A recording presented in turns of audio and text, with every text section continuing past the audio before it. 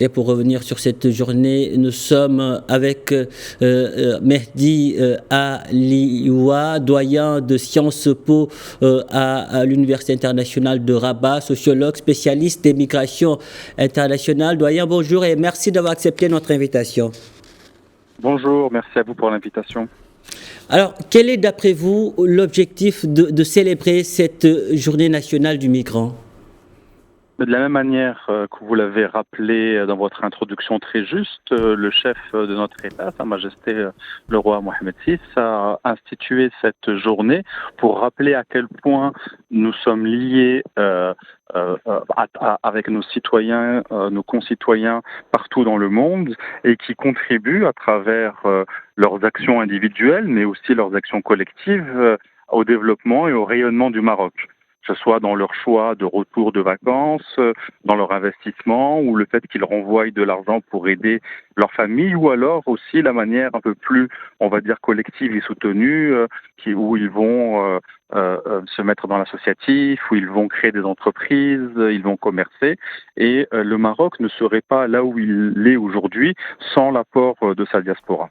Vous l'avez aussi rappelé, instituée par Sa Majesté le roi Mohamed VI, cette célébration en dit long, n'est-ce pas, sur la place de choix qu'occupe cette frange de la société marocaine dans les politiques publiques ? Oui, exactement, même s'il y a encore toujours des efforts à faire de manière générale. Moi, je suis sociologue, donc j'observe toujours les choses avec un regard, on va dire, plus objectif, avec une dimension critique. Mais il y a peu de pays au monde qui font autant d'efforts pour leur diaspora. Donc déjà, ça c'est très important de le dire que l'État marocain fait un effort considérable et en échange aussi, enfin en retour, évidemment, cela bénéficie. Je donne juste pour un exemple tout simple, hein. Moi-même qui suis né en France à Montpellier, même si j'ai vécu la moitié de ma vie au Maroc, quand j'étais jeune dans les années 80, il n'y avait pas de consulat à Montpellier, il fallait aller à Marseille ou il fallait aller à Paris. Aujourd'hui, vous avez en France, en Belgique, en Espagne, des consulats dans toutes les villes pratiquement importantes, ce qui facilite l'accès aux citoyens marocains à leurs droits, notamment l'accès à leurs papiers, à leur passeport, aux pièces administratives, et ça a raffermi le lien évidemment avec le pays d'origine. Mehdi Alioua, en tant qu'universitaire, quel regard portez-vous aujourd'hui sur l'apport des Émirats au développement scientifique, social et culturel du royaume ? Alors sur le côté scientifique, je pense que c'est là où il y a beaucoup d'efforts à faire. Moi, mon université, elle m'a recruté comme ça, l'Université internationale de Rabat, justement sur la question de la diaspora, où on avait des Marocains partout dans le monde qui pouvaient briller dans des universités, et il fallait essayer de leur offrir des conditions équivalentes où ils étaient dans leur pays d'origine pour qu'ils reviennent. Il y a tout un ensemble d'efforts à continuer à faire parce que c'est pas toujours évident avec ces questions d'équivalence de diplôme. Parfois, on a une administration qui est un peu en retard. On va demander à des gens qui ont eu un doctorat à Harvard de prouver l'équivalence avec un diplôme marocain. Parfois, c'est pas très sérieux, mais sinon, c'est déjà sur les bases d'un pays qui sait attirer et ramener une partie de sa diaspora.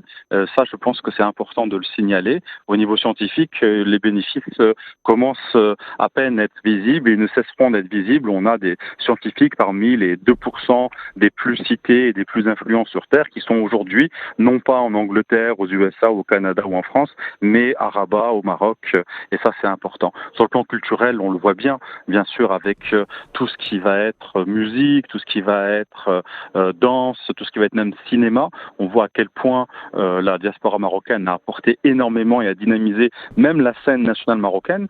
Et puis bien sûr, il y a encore tout un ensemble d'autres domaines dans lesquels, si on permet cette circulation, ces allers-retours, c'est toute la société marocaine qui en bénéficie.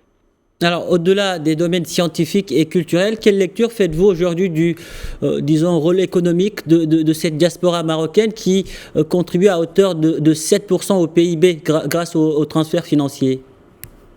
Oui, et d'ailleurs c'est la première ressource de devise du Maroc. Ça nous permet, avec cet apport considérable, comme la majorité des Marocains du monde sont en Europe, ils gagnent leur vie en euros, ou alors dans les pays du Golfe ou en Amérique du Nord, donc ils renvoient des devises. Donc ça favorise énormément le marché des devises au Maroc, en plus du tourisme, c'est une entrée importante. Mais au-delà de ça, c'est vrai qu'il ne faut pas surestimer non plus ce que peuvent faire les gens. C'est-à-dire qu'ici, les citoyens marocains du monde renvoient de l'argent la plupart du temps pour aider un membre de leur famille ou pour investir pour eux, pour leur retraite, pour leur vieux jour. Et c'est la somme considérable de ces petites actions qui créent en fait le dynamisme. Ils ne sont pas, voilà, c'est pas parce que vous êtes marocain et que vous vivez en Belgique que vous avez le devoir d'être un entrepreneur. Aussi, il y a des difficultés pour la diaspora marocaine dans les pays où ils sont. Beaucoup sont plutôt des classes populaires, donc ils ne peuvent pas faire plus que ce qu'ils gagnent ou ce qu'ils sont en mesure de faire dans les pays où ils vivent. Mais c'est la somme de ces petites actions qui crée un vrai dynamisme. Il faudrait voir comment justement continuer à le dynamiser, à tirer des investissements plus productifs de cette somme individuelle qui sont en fait des formes d'actes de consommation. Mehdi Aloua, merci pour toutes ces précisions. Merci d'avoir répondu à nos questions.